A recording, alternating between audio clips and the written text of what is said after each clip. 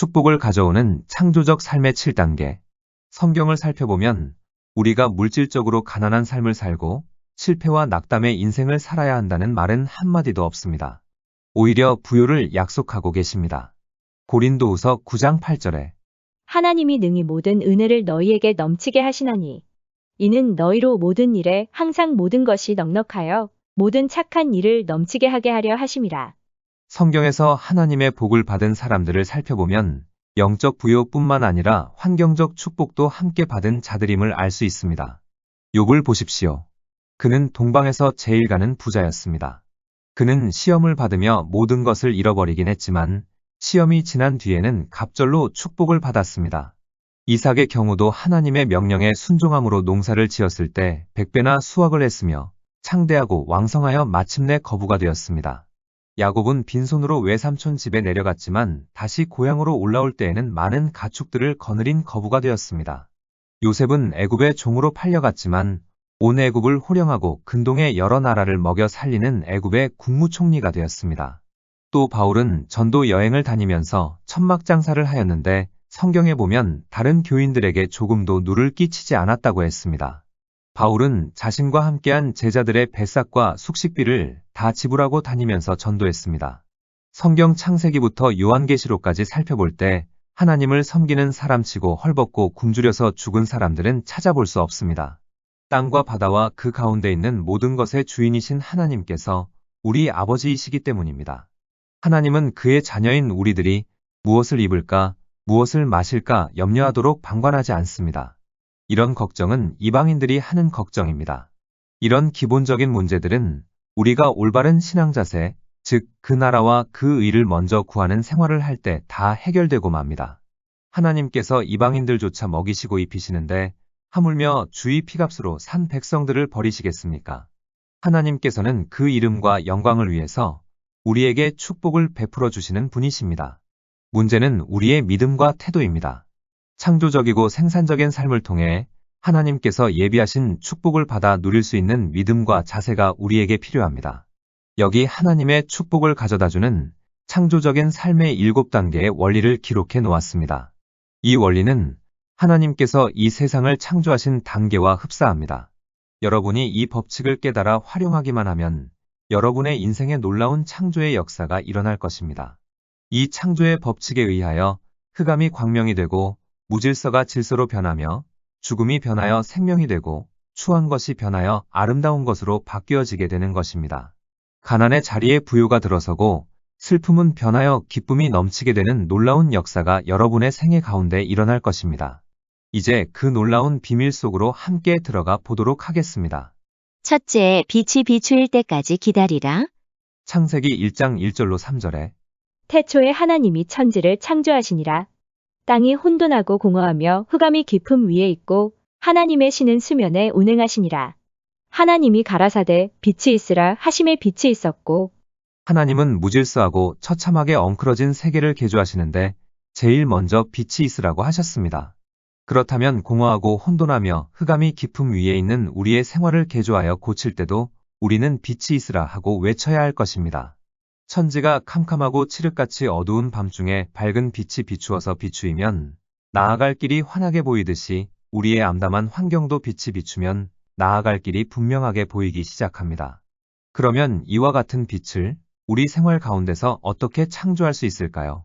하나님 앞에 엎드려 내게 빛을 주시옵소서 하고 간절히 기도드리고 가슴으로 뜨겁게 믿어질 때 입으로 그 말씀을 외치십시오.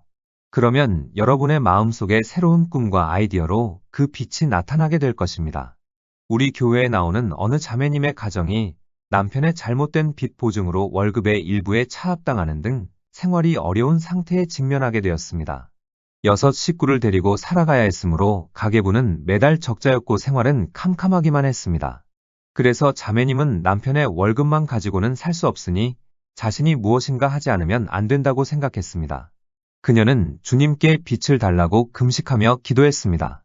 그러던 어느 날 철야하면서 기도 중 그녀의 마음 한가운데 영롱한 빛이 비춰왔습니다. 환상을 통하여 계시가 온 것입니다. 환상 중에 보니 조그마한 상가인데 그 위에 점포에 붙은 전셋집도 보였습니다. 그녀는 즉시로 그것이 하나님의 응답인 것을 확신하게 되었습니다. 새벽이 되어 그녀는 기쁨과 확신을 가지고 집으로 돌아갔습니다. 정말로 그 달이 가기 전에 그 자매님은 점포를 하나 임대받아 장사를 하게 되었고 거기서 나오는 수입과 남편의 월급으로 더 이상 빚을 지지 않고 살게 되었습니다. 이와 같이 창조적 생활의 제1단계로서 여러분의 생활 속에 빛이 비쳐야만 합니다. 빛이 비치기 전에 인간의 수단으로 움직이지 마십시오. 오늘날 많은 사람들이 올무에 걸려서 헤어나오지 못하는 이유는 그들이 인간의 수단과 방법을 의지하면서 동분서주하기 때문입니다. 그러므로 여러분이 정말로 성공적이고 축복받는 삶을 살기 원한다면 아무리 여러분의 환경이 처절한 흑암 가운데 있다 할지라도 성령 충만한 가운데 기도하면서 하나님의 빛이 비칠 때까지 조용히 기다리는 것입니다. 어느 순간 갑자기 하나님의 창조의 빛이 확 비치면 주님께서 여러분 마음 가운데 무엇을 해야 하는지 밝히 보여주실 것입니다. 이러한 빛은 계시로 올 수 있고 꿈이나 환상으로도 올 수 있으며 하나님의 말씀을 읽다가 직감을 통하여 올 수도 있습니다. 그 외에도 여러 가지 방법을 통해서 옵니다. 이러한 성령의 인도하심을 받지 않고 성령보다 앞서서 뛰어가면 실패하고 맙니다. 그러므로 엎드려 기도하면서 기다리십시오. 그리고 여러분 자신을 향하여 단호하게 명령하고 시인하십시오. 나에게 빛이 있을지어다. 빛이 있으라. 빛이 있으라. 둘째, 하늘을 바라보고 기적을 믿으라. 창세기 1장 6절로 8절에 하나님이 가라사대 물 가운데 궁창이 있어 물과 물로 나뉘게 하리라 하시고 하나님이 궁창을 만드사 궁창 아래의 물과 궁창 위의 물로 나뉘게 하심에 그대로 되니라. 하나님이 궁창을 하늘이라 칭하시니라. 저녁이 되며 아침이 되니 이는 둘째 날이니라. 창조의 둘째 날에 하나님께서 궁창이 있어 물과 물이 나뉘라 말씀하셨습니다. 그러자 물로 가득 차 있던 우주의 윗물과 아랫물로 갈라지고 그 사이에 맑은 하늘이 나타났습니다. 여러분께서 첫째 단계를 지나면서 성령에 감동된 하나님의 말씀을 받아 나아갈 길을 밝히 보았지만 현실은 절망의 물로 가득 차 있습니다. 그러므로 이제 둘째 단계에서는 우리 삶 속에 있는 절망의 물이 양편으로 쫙 갈라지고 그 사이에 소망의 하늘이 들어와야 합니다. 소망의 하늘이 들어온다는 것은 우리의 삶 가운데 하나님이 임재하시고 하나님의 말씀이 들어와 그 말씀으로 기적을 베풀어 주신다는 의미입니다. 그러므로 천지가 창조될 때처럼 우리의 삶 속에 궁창이 드러나야 합니다. 하늘이 들어와야 합니다. 그래서 인간의 수단과 방법이 아닌 하늘 문이 열려 그 가운데서 할 수 있거든이 무슨 말이냐 믿는 자에게는 능치 못하심이 없느니라는 믿음의 소리를 들어야 합니다. 여러분의 삶 속에 이와 같은 하늘이 들어와 있습니까? 푸른 하늘이 끝까지 펼쳐져 있듯이 믿음의 하늘이 펼쳐져 있습니까? 그러면 이렇게 외치십시오. 주님, 오늘 내게 기적이 일어날 줄 믿습니다. 여러분의 사업에 기적이 일어날 것을 믿어야 합니다. 여러분의 가정에 기적이 일어날 것을 믿어야 합니다. 기적이 일어날 것을 기대하고 기도해야 합니다. 삶 속에 소망의 하늘이 열리지 않는 사람은 하늘의 역사가 일어나지 않습니다. 그들에게 하나님의 말씀이 살아있는 능력의 말씀으로 부딪혀 오지 못하기 때문입니다. 기적을 기대하지 않는 사람에게는 기적이 나타날 수 없습니다. 기대가 없는 신앙처럼 비참하고 무미건조한 신앙은 없을 것입니다. 우리가 잘 아는 노아는 방주 속에서 150여일 동안 지내면서 단 한 번도 홍수 구경을 한 적이 없었습니다. 왜냐하면 그 배에는 그가 밖을 내다볼 만한 창이 없었기 때문입니다. 노아가 방주를 만들 때 1층, 2층, 3층으로 만들고 그 옆에다 문을 만들었는데 짐승들과 노아의 식구들이 다 들어가고 난 뒤에 하나님께서 그 문을 닫아 버리셨습니다. 그래서 노아와 그의 가족들은 배의 천장에 있는 창문을 통해서만 밖을 볼 수 있었습니다. 그 문을 통해 보이는 것은 하늘뿐이었습니다. 40일간 비가 내리고 온 천지가 홍수로 뒤덮여 망망대해의 절망적인 환경뿐이었지만 노아는 150일 동안 하늘만 바라보았습니다. 이것은 무엇을 의미합니까? 아무리 세상살이의 시련과 풍파가 많을지라도 하늘을 쳐다보고 하나님의 기적과 약속을 믿으라는 뜻입니다. 우리가 하늘을 바라볼 수 있는 창문은 바로 성경입니다. 성경을 통하지 않고는 하늘을 볼 수 없습니다. 이 말씀을 통하여 위로를 얻고, 이 말씀을 통하여 믿음을 얻고, 이 말씀을 통하여 용기와 담력을 얻어서 기적의 하늘을 바라볼 수 있는 것입니다. 그러므로 설교 듣는 것과 성경 읽는 일을 게을리하지 마십시오.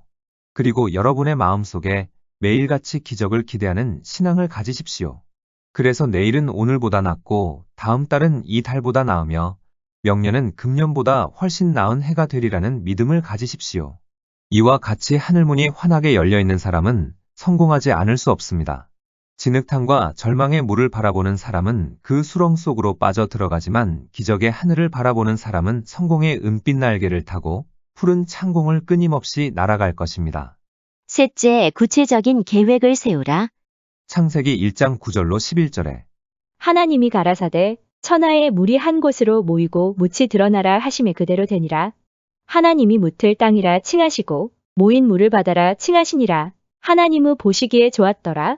하나님이 가라사대 땅은 풀과 씨 맺는 채소와 각기 종류대로 씨 가진 열매 맺는 과목을 내라 하심에 그대로 되어 땅이 물속에 파묻혀 있을 때에는 아무 흔적도 없었으나 하나님의 창조적 명령으로 일단 물 위로 올라오자 그곳에 각종 열매 맺는 나무들이 자랐습니다. 그러면 이 땅은 우리 삶에 있어서 무엇과 같을까요? 그것은 우리가 하나님으로부터 받은 계시를 통하여 목표를 세우고 기한을 정하고 구체적인 계획을 설립하는 일과 같습니다. 하나님은 주먹구구식의 설계와 계획에는 축복해 주시지 않습니다.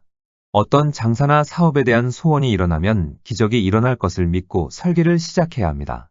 어떤 품목을 취급할 것인가를 정하고 가게의 평수는 얼마만큼 크게 하고 진열은 어떻게 하고 하루 매상고는 얼마만큼 올려야 하는가 등의 문제를 구체적으로 일목요연하게 계획해야 합니다.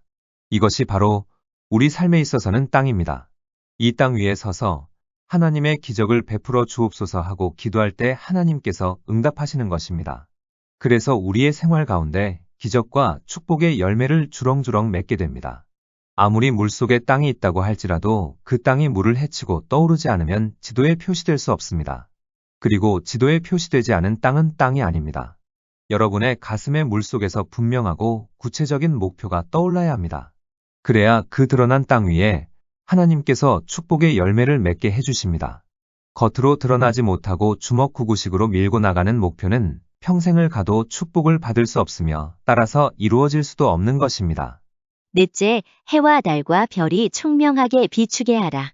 창세기 1장 14절로 17절에 하나님이 가라사대 하늘의 궁창에 광명이 있어 주야를 나뉘게 하라. 또 그 광명으로 하여 징조와 사시와 일자와 연한이 이루라.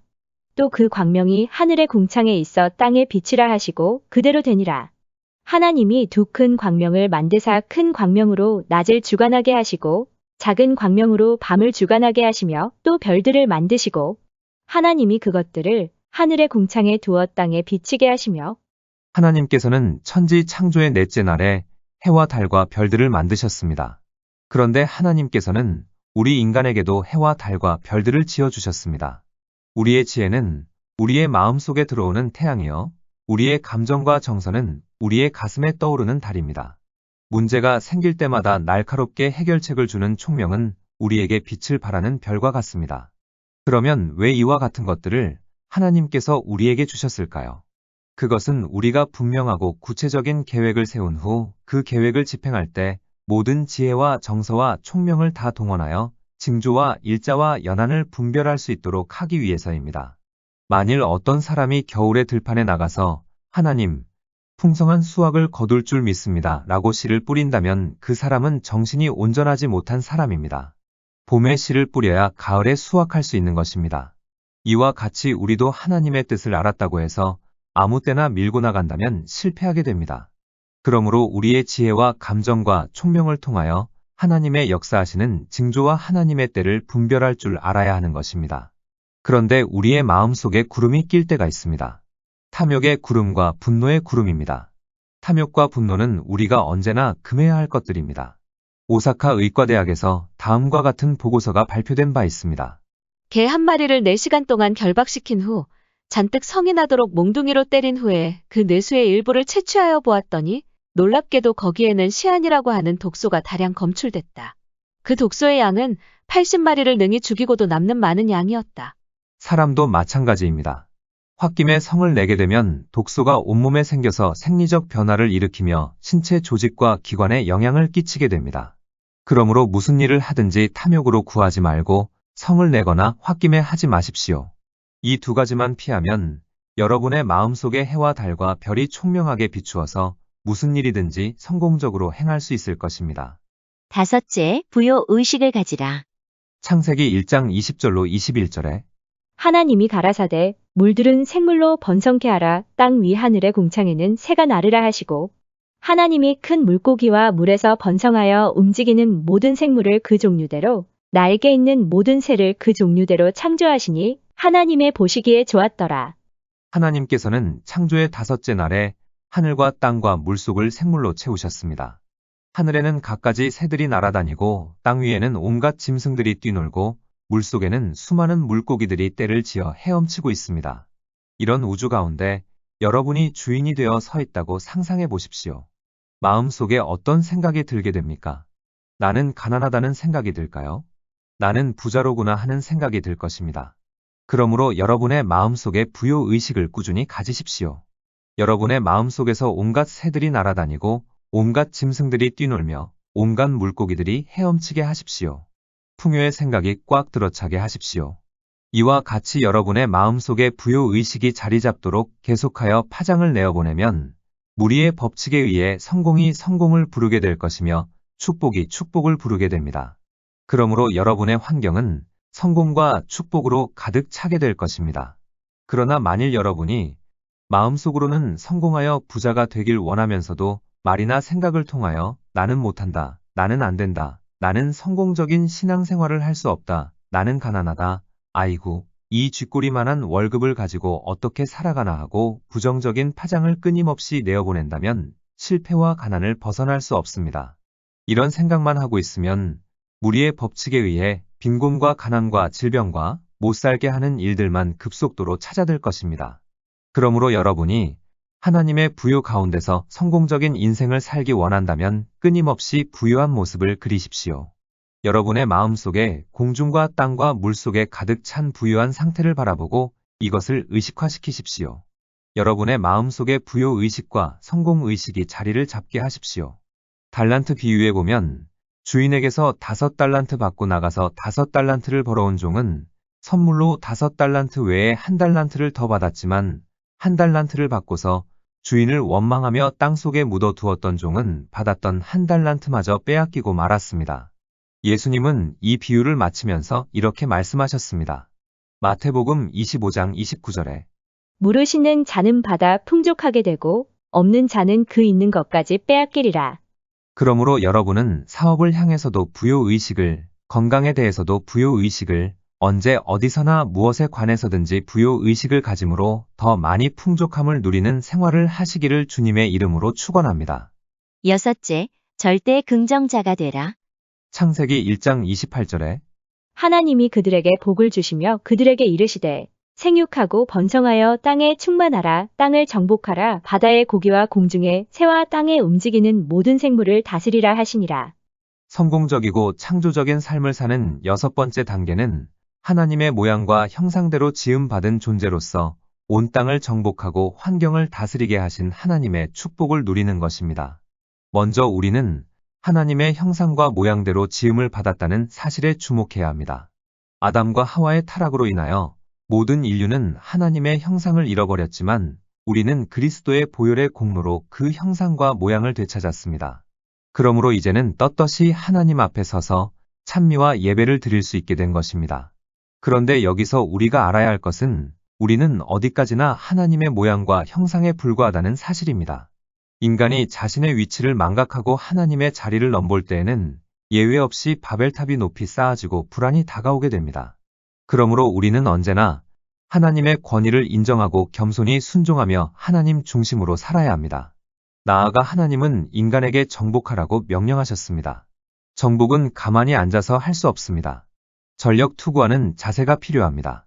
남이 먹을 때 다 먹고 남이 잘 때 다 자면서 남보다 더 축복받고 성공적인 삶을 살게 해달라고 구한다면 그것은 염치 없는 행위입니다.